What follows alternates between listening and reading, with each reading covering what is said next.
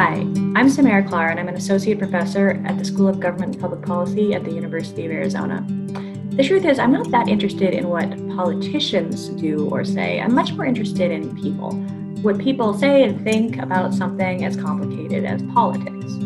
Particularly in the context of a big election like the one that we are experiencing, it really is important to understand what people think about politics, about policy, about the state of the world and the state of the country. So we're going to start in this course by asking how we can accurately measure what such a diverse population thinks about politics. What kind of tools do pollsters use to try to figure out what people think?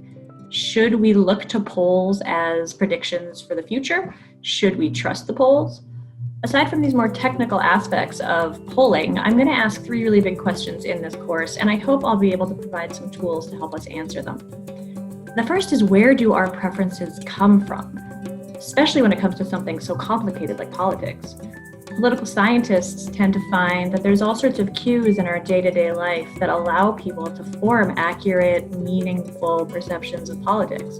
So we'll talk about some of those cues and some of the factors that help to determine public opinion. The second thing I want to ask is whether public opinion actually matters for government. Do our opinions shape policies? Do our opinions dictate what our representatives do? And finally, I'm going to ask, should they? Should public opinion dictate the course of national politics? Should we look to our representatives to act on our demands, or should our representatives instead be acting on our behalf? These are all the questions that I hope we'll be able to wrestle with in this course, particularly since we have such a big election coming up, not only in our state, but in our country. This is a really critical time to take a deep look at public opinion. And I hope this fall you will join me as we do so.